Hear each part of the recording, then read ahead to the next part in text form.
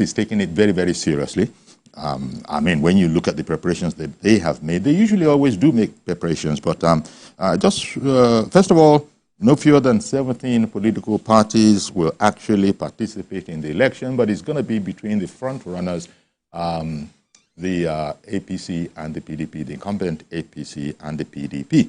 PDP would like to take over in government house, but it's an interesting thing in the sense that the candidates of both the APC and the PDP, there are those who see them as sort of kindred souls, in the sense that both of them served as the deputy to the now late Aketi Akeredolu SAN, former governor of Ogun State, now deceased.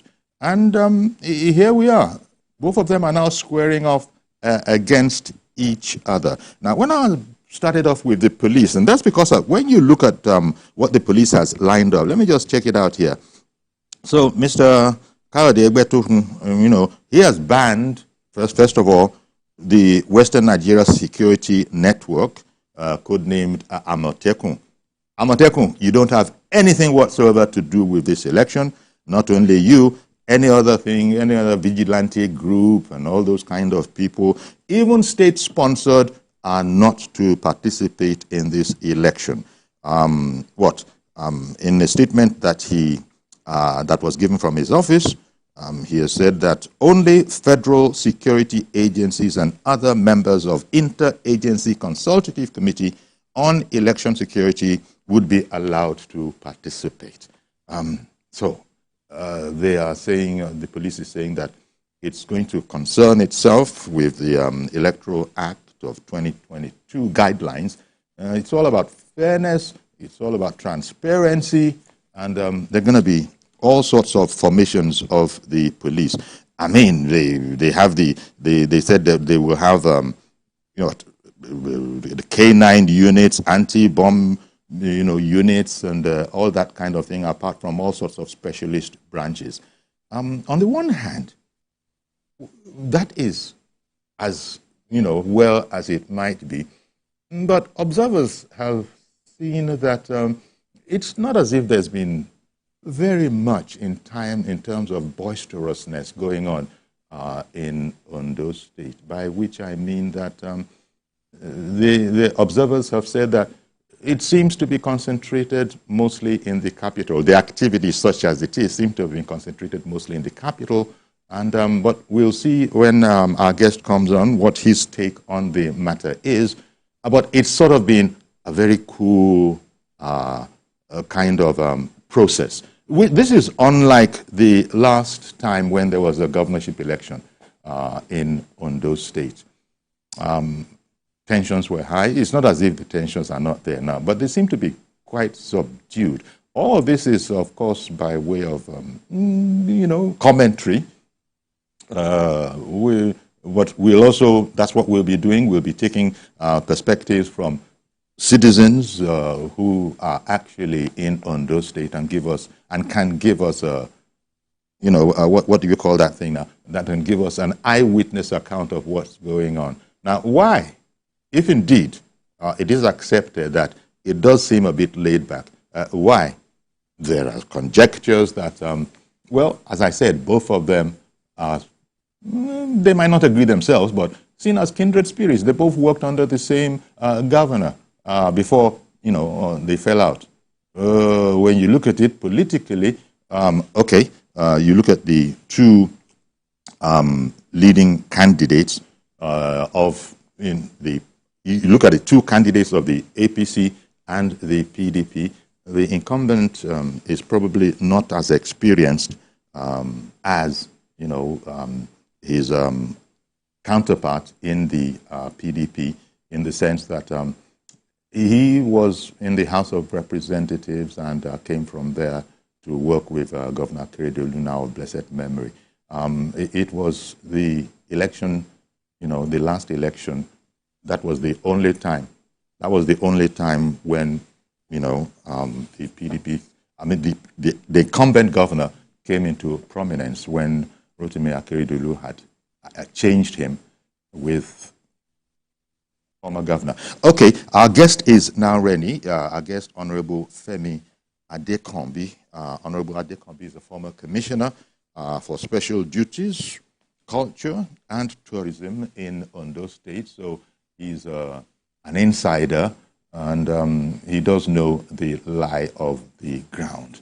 The last time, I believe, when we spoke with Dr. Femi Adekombi, I think he was out of the country, but let me check if he's in the country now. I do know that we will be speaking with Dr. Femi Adekombi. Good morning to you, Dr. Adekombi. Yeah, good morning, my dear brother. Okay. The player being here. Are we speaking on the soil, on home soil now? Of course, I am live and direct from Akure. Oh, okay now. Great, great. Live and direct. Great. Speaking to you from Akure, Ondo State. Great. Okay, now fill us in on how, I know first of all, in terms of sides, if that is the way to put it, your candidate is the incumbent governor. But both of them are not unknown to each other. In fact, they are kindred, some say that they are kindred spirits. In fact, there are those who go as far as saying that they don't necessarily expect much difference between the two political gladiators. And this is because both of them have worked with Akeredolu, and so there must have been some synergy in their politics. First of all, what's your take on that? Yeah, well, as you can see during the debate, you can see the way they hug themselves after the debate.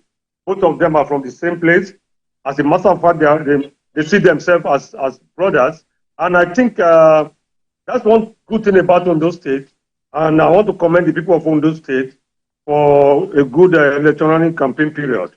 And you can see the campaign is devoid of any wrongdoing, devoid of any fighting violence, going off smoothly.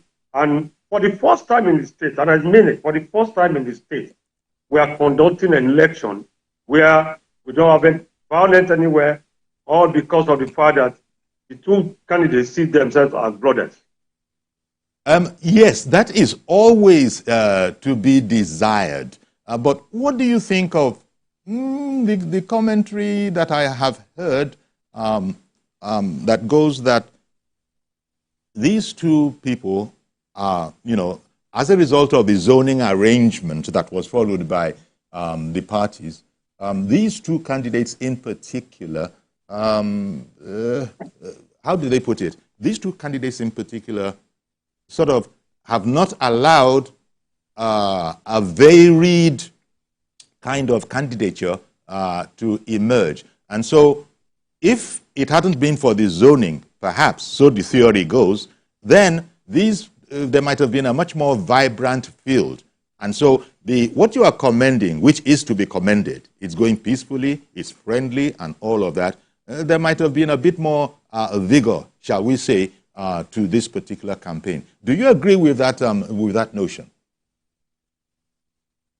Yeah, I do agree with the fact that if in those states we have a pattern and we follow that pattern, which is the fact that we followed our zoning. So sometimes things can go off balance, but at the same time, for this period, we are following zoning, and that's why you see most of them, almost all the people contesting, are basically from the same area. And that's why you are seeing this kind of campaign going on now, because they see themselves as brothers.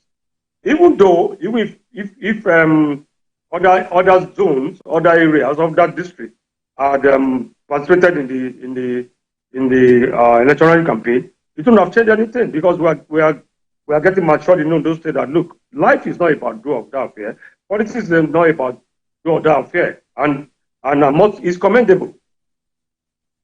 What do you think of the lengths that the police have gone to, as we've been informed, I think it was just yesterday or so, that no regional kind of security network or anything like that will be permitted? They're all to clear the field, leave it to the police. The police is going to do its best to work in terms with, in line with the Electoral Act. First of all, what do you think of that? Well, I don't really see where this thing actually came from, because Amotekun has never participated in any election in Ondo State. I am the late Governor Akeredolu set up Amotekun. I was part of the election conducted during his time, and there was never a time, I was part of the security committee during that time, there was never a time when Amotekun was involved with any of this. But you see, I love the sportsmanship display by the police, what the IGP said, which is good. Why do we have to give the confidence to the opposition and look, okay, if this is the affair, don't worry, we'll step in. And they've stepped in, no problem about that. But we have never, and I want to say the Amotekun has never been part of any election in Nigeria. If they have any evidence, let them show us where they see Amotekun guiding a voter to vote, or guiding anywhere during election, or seeing them moving anywhere during election. Never happened. They've not ever seen that. So where the opposition is taking.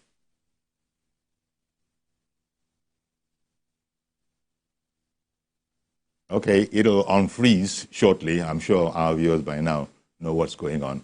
Just a momentary freezing there. As of life with politics. Because even on that day of the election, you don't tell Amotekun not to work, because they still have to do their work. Whatever you just, they have kidnapping in the areas. Who will assist the police in getting things sorted out? It's still the same Amotekun. Most of our borders in Ondo State have to be guided by.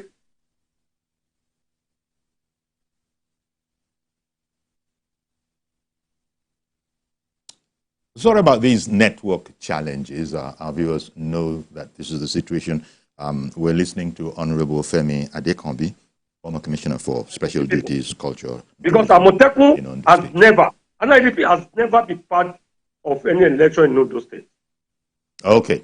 All right then. Well, you know, indeed, just to underline that, the police boss, IG Kayode Egbetokun, has ordered the deployment of officers from various, I'm reading from a report here, various specialized units, including the Special Intervention Squad, Mobile Police Force, Counter-Terrorism Unit, Special Protection Unit, Explosive Ordnance Disposal Unit, and K9, and that's just among others. So it looks like... I'm not cutting you short. Basically, I don't think that may be that may be necessary, because, you know, in Ondo State, one thing about Ondo State people, we in Ondo State, we are very peaceful now. We are very peaceful. We are kind of people, we are accommodating, we are warm, we are likable people, so we don't like violence. So bringing all those squads to Ondo State, we are not, it's not a war. It's not a war. But you see, if opposition are presenting some kind of impression about what's happening in Ondo State, they should remember the fact that after this election, we will still remain in Ondo State. Why must you present yourself, your state to the public, or to the general, to the nation, or to the entire world as if we are violent? We are not. But I can assure you, the IGP has done the right thing, fine, well and good, but there's no violence anywhere. The election is going to be peaceful, and it's going to go on smoothly. During the last governorship and presidential election, Indeed. I think people sort of get the idea that the election will be peaceful, and some have even said almost dull. Forgive my saying so. This is what I'm just reading, in the sense that most campaigning has been concentrated reportedly within the what is it now? The zones of the contestants, and it's, whereas there's a lot to be said for peace and tranquility. Elections are what they are. They usually are colorful affairs, vibrant affairs. But because of what I just said earlier, people are thinking that, well, in fact, maybe, yeah, I'd like to hear your take on this. People are saying that, well, I shouldn't say people are saying. It is reported that some people think that there's very little to choose between both the candidates of the APC and the PDP, politically speaking, because they're sort of political soulmates. Well, Let me correct what you just said. Just yesterday, our candidate was in Ondo State. Was in Owo, my hometown, where thousands of people came out to receive it. It was massive. And he has been moving around the entire state.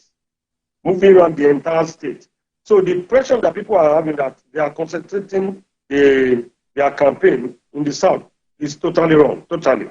Today, just more or less the last day of the rally, we are in some town. Today we are going for campaign in some town.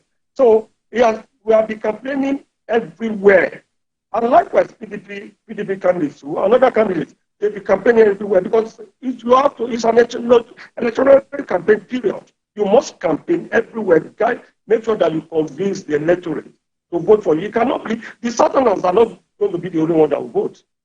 And you see, why this election is unique is because of the fact that, one, the two of them are politically very inclined. They are smart. They are both from the same area. And funny enough, both of them belong to the same party before, APC. And at the point in time, another one moved to PDP. Both of them are the deputy governor. It's so interesting, very interesting. But upon it all, of course, our party, APC, will win the election. It's obvious. Okay, I can just imagine that PDP is members in Ondo State are listening to this, and if they were on this show, they would probably be saying exactly the same. They would be saying, to your assertion that APC will win this election, they would be asserting that, wait for it, PDP is going to be winning this election. But that is in the interest of political rhetorics. Just before we continue, Otumba Okunowo is on the line from Abeokuta. Good morning, Otumba.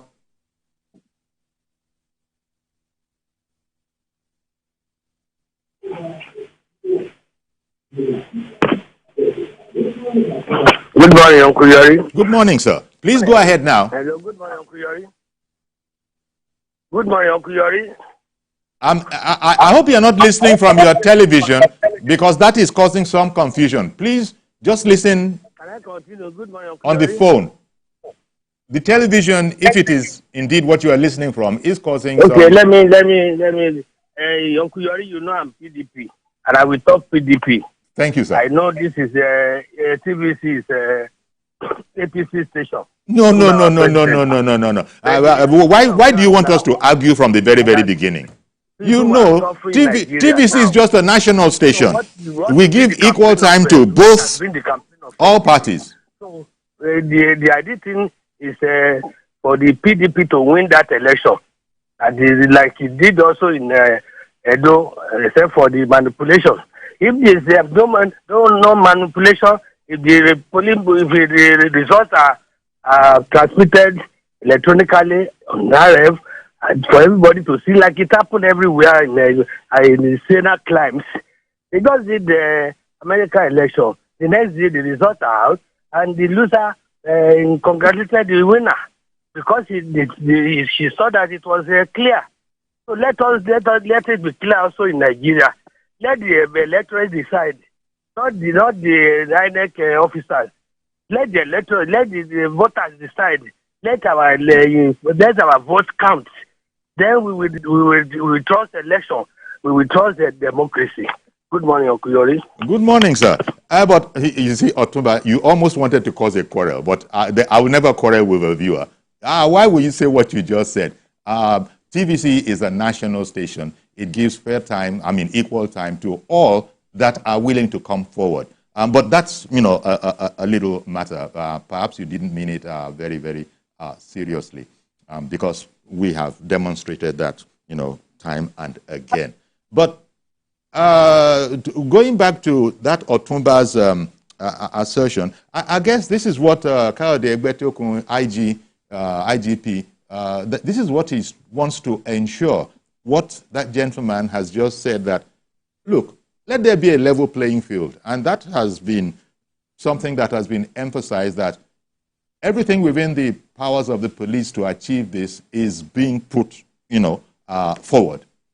So would you agree with that, Dr. Adekombi, that the police is doing its best to show that we don't have a horse in the race, and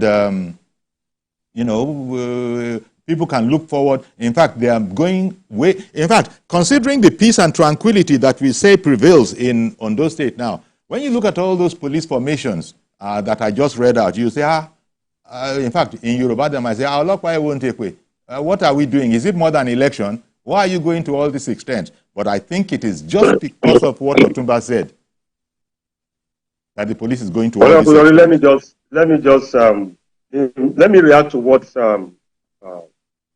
Otumba said. That caller said. Nobody, no political party, especially in our own party, will say there should not be a free and fair election. Nobody prays for that. No political party will come out and say, look, I don't want a free and fair election.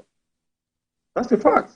So where is getting the information from that is because of the fact that, you see, in Ondo State, PDP is more or less dead.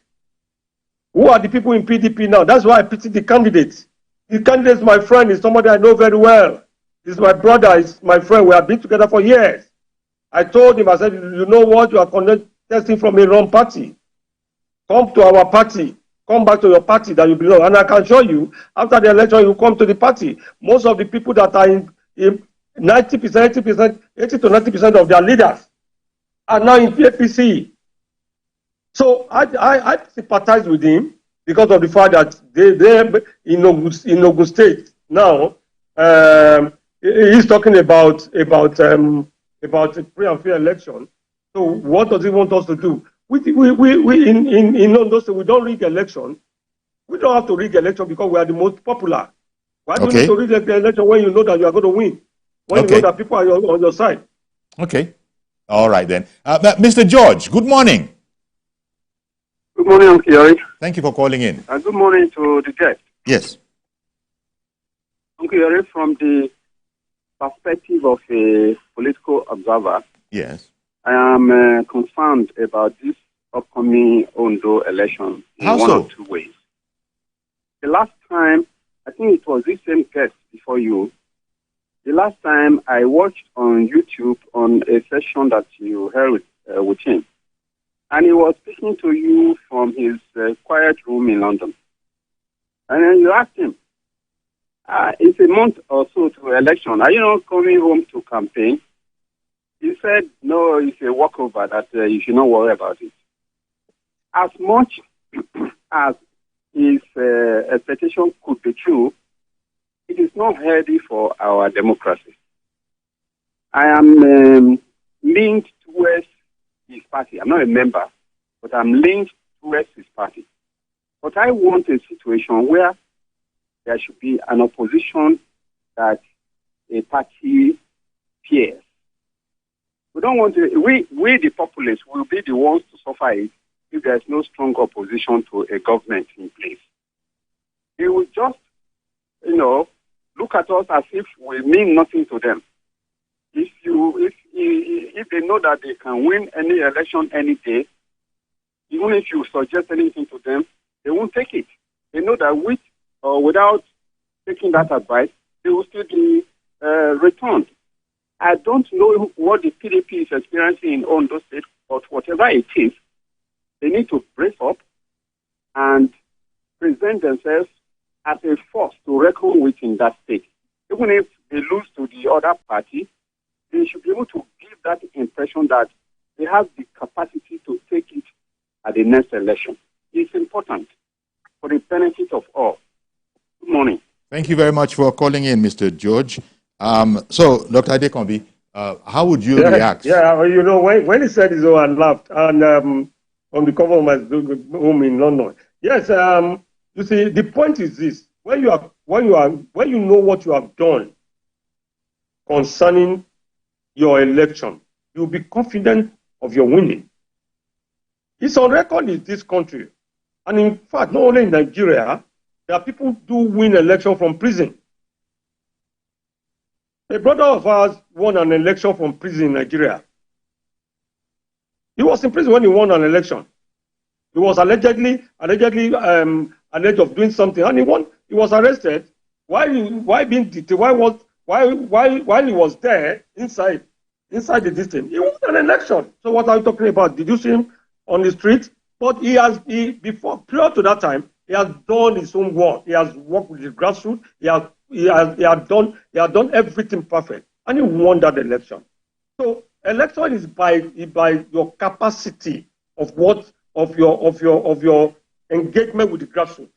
And that was why I said that time that look, it's a walkover because I know what the leaders, what the stakeholders have done in those states, how far they have gone, how far we have moved with the grassroots. And that was why I secondly said that look, we is a walkover. And that's why I'm here now. We are all there in those states, moving, campaigning, still engaging people. I am the secretary of the Special Engagement Committee of the National Campaign Council. I didn't sleep yesterday until this morning. I didn't sleep until 4:30 a.m. this morning, engaging with the people, engaging with the stakeholders. And that is the way why most of the PDP people are busy sleeping. Even up to now, some of them, we are in the same area here, and still busy sleeping. So that's exactly what I'm talking about. You must be grassrooted for you to win an election. And that is what Lucky Aiyedatiwa was done. And that's what the party, APC, have done. And that's what we're doing. Okay. I did have one or two comments to make, but let me take a quick break, and I'll make them after that, so that, we can just continue from there. Do stay with us, please. We'll be right back.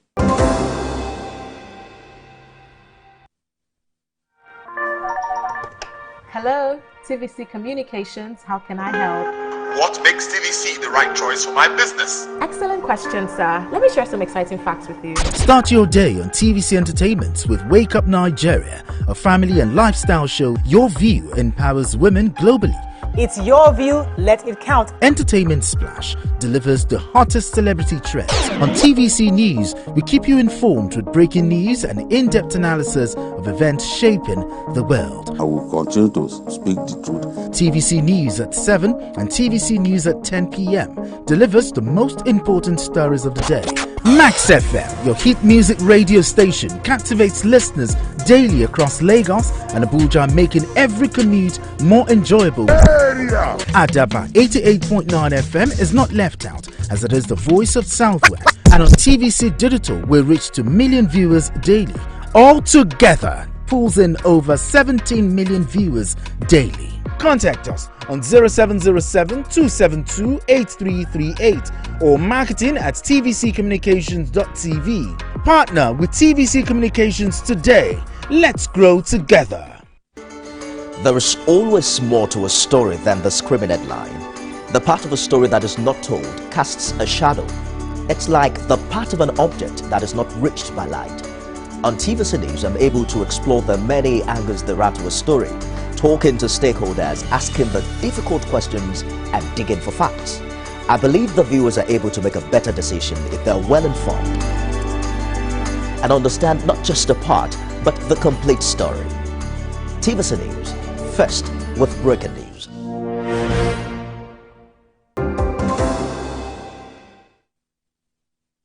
Okay, indeed. Welcome back. If we see the ruling APC and Honorable Agbola Ajayi of the PDP. Now, the other thing that I had said when we were going away, Honorable Adekombi, I had said when we were going away that I had one or two things to add. The caller, just before you spoke, and then we had to go on break, was making the point that it's probably most preferable anywhere in democracy land to have an opposition that is not a pushover, that the incumbent has to sit up and take note of, knowing that they are being watched all the way on behalf of the people. But so it was in that context that he made the comment about, you're thinking it was a walkover, that does this really serve democracy if indeed is it that you don't even pay them any attention or any respect at all? Might that not, it's possible that it might come back to bite one if one is so dismissive of, its opposition. How would you react to that notion? That were you, in fact, yes, were you being dismissive? Were you being dismissive of the PDP? No. Let me be straight with you. Personally, this is my own personal opinion. I think for a healthy environment, we should have a very strong opposition that will give the ruling party, the government, serious one for their money. Because without strong opposition, we might be in trouble. That's a fact. But you see, whom are you going to blame now? Are you going to blame the present government that we don't have a strong opposition? Yeah. Are you going to blame Lucky that in those states today, practically PDP is not existing? Are you going to blame me for that? No, you blame the opposition parties, members, who are greedy. All they want is that they jump from one place to the other looking for what to eat. I see. Although there's nothing bad in you moving from one political party to the other to achieve your aim. Yes. But the point is, are you going to blame Lucky that the opposition in those states is practically zero? No. The opposition parties too, are they putting their heart together to really want to be an opposition and give the government a good run for their money? No. Mention it anywhere. Are they ready for it? No. So the point is this: we must look critically at the opposition. The opposition. Look at the PDP national. Look at the ring or everywhere that fighting up and down. Have they really sat down to say, look, what are we really doing? Today, practically, where is the opposition against the government? None. Somebody came up here and said TVC is for the government. Okay, if TVC is for the government, which one is for PDP? We addressed that. We addressed that person. To create employment for the people. Yeah. We rebutted that. TVC is not for the government. Exactly. So if he's saying that, look at what happened in US concerning Trump election. Trump campaigned 900 rallies. 900 rallies. I kept telling everybody that, look, this man will win this election. They say, if Democrats say, see, this man is purely a politician. He knows his target, and he's targeting it. He got in trust, and he said, look, and that one bought Twitter. But sir, that one discovered that Twitter is the thing now where you can get into the people. Okay. And from there, they won that election. Trump is not. So if I decide to set up a TV station today, that does not mean, and I say, okay, that may be my way of getting to the people. Okay. And for somebody coming up on the TV and said, your station belongs to, do you know how many people that are working with TVC? Do you know the economy that TVC is adding to the value that TVC is adding to our economy? Indeed. So what has the opposition done? Nothing. Ordinary radio station they don't have. Oh dear. Okay. And what a strong opposition cannot be strong. Reverend Dominic, good morning, sir. Let me thank you for holding on all that while. Go ahead now, please. Reverend Dominic, go ahead now, please. Good morning, Chiviore. Can you hear me? Good morning, sir. Thank you for calling in and for holding on. Go ahead. Good morning. Can you hear me? Yes, we can hear you. Good morning, the commissioner from Ondo State. Former commissioner. Chiviore, by the first caller, I want to answer the first caller. I thought you could have asked me a question. When you made a call, did anybody ask you whether it's APC or AP or PDP? Did anybody ask him before they passed the call to the studio? Nobody asked that question. I think TVC have been standing as a very national and international television. No bias about that. Maybe it's a new caller or a new person, maybe in this system. TVC have done well.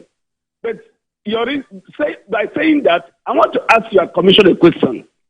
If your commissioner has seen their he's a former commissioner. He's the former commissioner for special duties, on the election, culture and the tourism. advert of APC and what they want to use to sell themselves on channels as an onlooker from far. I want to ask commissioner, those things they put there, can you hear me? Yes, we can hear you. Those things they put as an advert, is it enough to convince the electorate on the state? Because in all their adverts, I saw just a road that was not tarred. I saw an old bridge, and what again? I don't know, just 10 things they put there. When I saw that advert, to me, it was not convincing to me, because there was no project, there was no finished project in that advert. And if it's what they're using to convince the on-the electorate, I think it's shallow, to my own opinion. Number two, whether there's opposition or not, like PDP, from onset, PDP have not been opposition. This is a party that has all the structure, has all the money, has all the intelligence, and I've not seen a lazy opposition like PDP in my lifetime. So let's keep PDP aside. Nobody should cry for them. But what I'm trying to say, by what I'm seeing on television and the advert of APC, is not convincing enough. I want the commissioner to answer me. Good morning, Nigerians. Okay. Good morning, Reverend. Okay, he invited your comments. Yeah, let me comment the last caller for what he said. Reverend Dominic. TVC was not set up politically for political reasons, no. So I commend him for that. Concerning the advert that you said, people have forgotten the fact that Ayedatiwa was deputy governor to Akeredolu. Whatever achievement ascribed to Akeredolu today, Ayedatiwa was part of it. The success of Amotekun today, Ayedatiwa was part of it. Everything that Akeredolu achieved, Ayedatiwa was part of it. So Ayedatiwa can conveniently tell everybody that, look, I was part of that government and I was part of the success story of. As could Agboala Ajayi. That is number one. That's number one. As could Agboala Ajayi. The same thing with Agboala Ajayi, but don't forget the fact that it was Lucky Ayedatiwa took over before the first tenure of Akeredolu. That is number one, Zayori. Number two is that this man just came in barely 10 months ago. Less than 1 year. Less than 1 year. What do you, there's no how you expect a government to start listing roads constructed across the state, running to maybe 100 kilometers within less than 4 or 5 months. Having said that, there are some roads which he listed in his book, because there's a book that is on in the state that has been completed. Today, in those states, no civil servant is being owed money. No pensioners are getting their payments. Even though that should not be counted as an achievement in a civilized society, but that is where we have found ourselves. So when you look at it, this government has been doing a lot. He has been creating employment and going into massive agricultural produce. So, to me, if this is his time, once we finish the election, for him now to now critically sit down and move the state forward. And that's why we all believe in him. That, those will achieve quite a lot with him. Okay. Himself and his deputy governor. The deputy governor is more than like my brother. I have known him to be a diligent and very, very honest person. Okay. For years. Mm-hmm. Mm-hmm. Okay. Well, according to INEC, how many registered voters are there in Ondo State? We're looking at a little over 2 million, 2,053,000. Yes. And of that number, only 1.757 actually picked up their voting cards. That means that 295 odd, have, for whatever reason, decided not to take up the offer to be part of it. So there are going to be 300. Maybe due to logistic reason. Okay, okay. That is what will explain it. Because there are some communities that are far inside, and majority of them are not using. They are not on social media. They don't have even phone to contact them. They don't have any address to put. So logistic of them picking up their voters card is tough too. Logistic of them moving down to their various local government to pick up. So I think largely because of logistics, I'm an environmentalist. Logistics, environmental issue may cause it. And don't forget about the fact that when you look at the movement of people down, what's going to cause them? They might feel reluctant to say, you know what, I can't spend this kind of money to come and pick this. So largely logistics, largely due to death rates, some people must have died, which their cars may be part of it. Okay, then. Well, you know, everybody is watching out for the election, and I certainly wish you and all the contestants the best of luck. Well, clearly, your interest, Honorable Femi Adekombi, is with the incumbent governor and the party. But that is my party. Is my party. Yes, exactly, as it is your right to be. So let me just thank you for making time for us this morning. We're going to have to leave it here now. Okay, then. Thank you very much, sir. Okay, we'll now join up with our Ayo Zugbakun, who is in Ondo State, and he can give us an on-the-spot kind of a view of what it's looking like in Ondo State, apart from some one of the pictures that we've seen. I wonder if Ayo is ready. Okay, I can see Ayo. Ayo, good morning to you.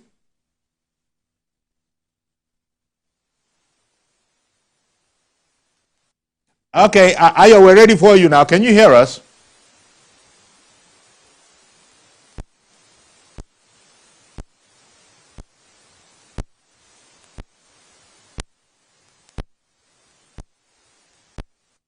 Okay, Ayo, is it any better? Can you hear us? We're ready for you. Okay, it's the technical gremlins again. Fire somehow or the other. That's our man Ayo Zubaku, who is over there. But from the beginning of the program, we've been with Honorable Femi Adekombi, and you know, he's been unequivocal about the fact that that is my party. Okay, Ayo is ready now. Good morning, Ayo. Yes, good morning, Yori. Okay. Hey, I can see it's looking quite serene. Yes, Yori. Good morning. Good morning. So it's looking quite serene. We are counting out to the D-Day. Can you hear me? Yes, we can hear you good. Well, sorry, I said we can hear you good. I'm not American. It's Americans who speak like that. We can hear you well. Please go ahead. Give us Yes, across the 18 local governments. So, according to the Independent National Electoral Commission chairman, he's saying that the sensitive materials will sometime around today arrive at the Central Bank of Nigeria. You know, their regular ritual. And across the 18 local governments, it's looking good. It's just that we suspect what is going to happen from what the feelers will be getting, that we might have the kind of voter apathy. It's not looking as like something that's going to be keenly contested as we had in Edo State. Not that political parties are not participating, but 17 political parties will be participating in this exercise, 17 candidates. But the difference between a lot of people have narrowed it down.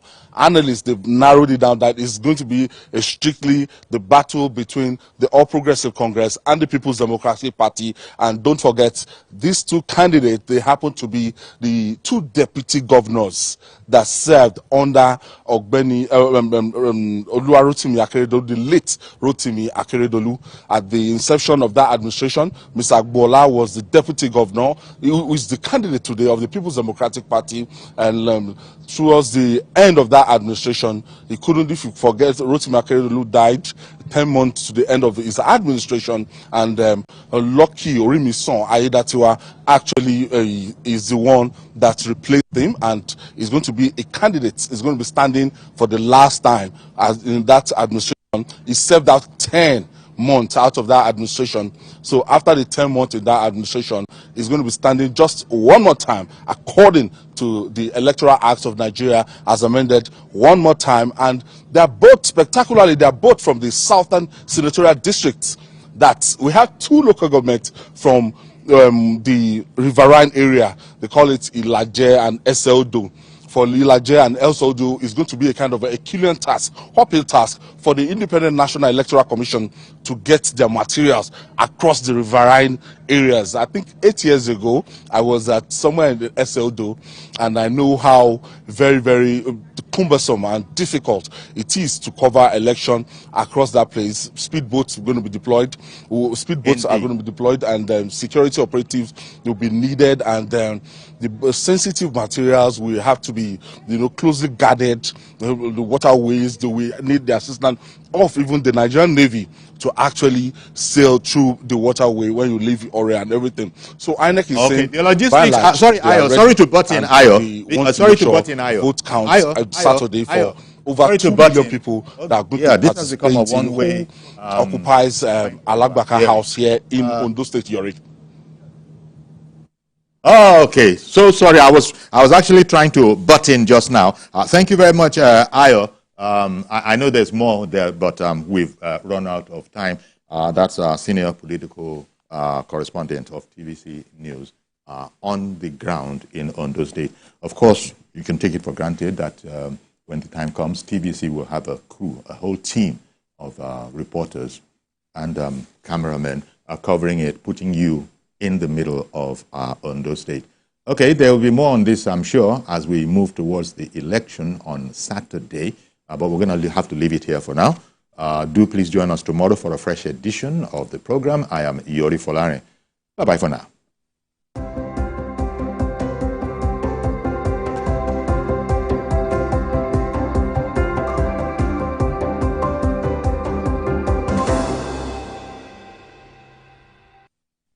The following is a paid presentation by ShopX TV. At ShopX TV, our customers deep.